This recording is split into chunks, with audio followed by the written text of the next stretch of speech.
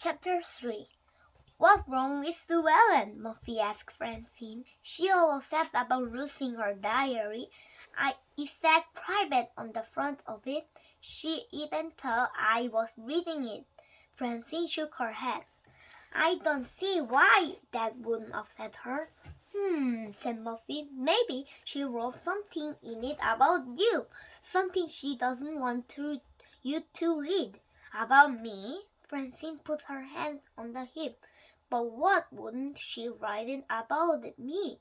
Maybe all the mean things you done to her. Francine looked surprised. What things? Murphy folded her arms.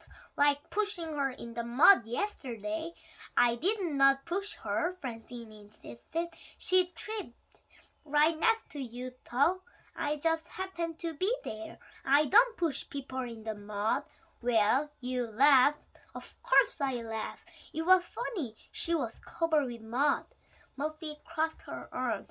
You were standing next to her when she fell, and you laughed afterward. If she thinks you pushed her, Francine bit her lip.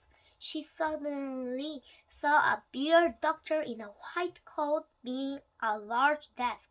After a knock at the door, Sue Ellen came in. She was spattered in mud. Do you have an appointment? Asked the doctor.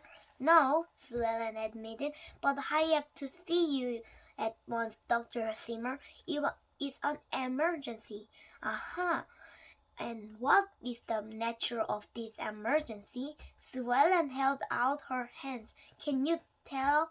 Francine just pushed me in the mud. The doctor stroked his beard. So I see, he said. Sue Ellen consulted her diary. That's the 70th time this month that Sue Ellen had been mean to this. Something must be done. I came to you because you're the world learning specialty in mean children. True, said the doctor. Maybe I see that. He took the diary from Sue Ellen and looked through it quickly. Ah, yes, he said, pushing, laughing, eating the fruit, flinging in you snack pie and leaving you only the crust. He sighed. I'm afraid your friend exhibits at the sign of an actual organism. Organism?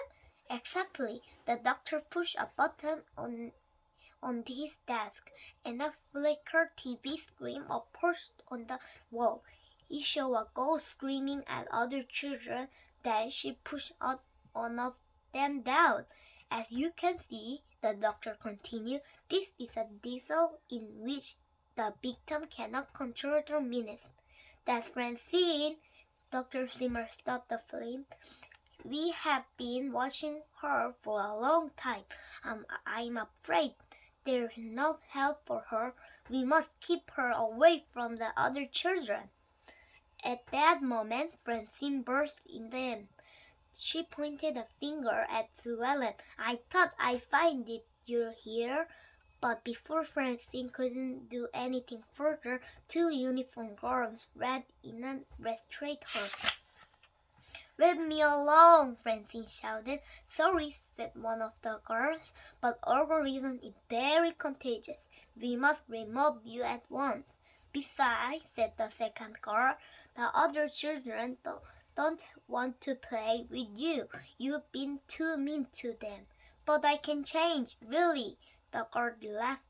If we had a nickel for every time we heard that one, said the first girl, we wouldn't have a lot of knickers. The second girl finished up, and then both laughed again.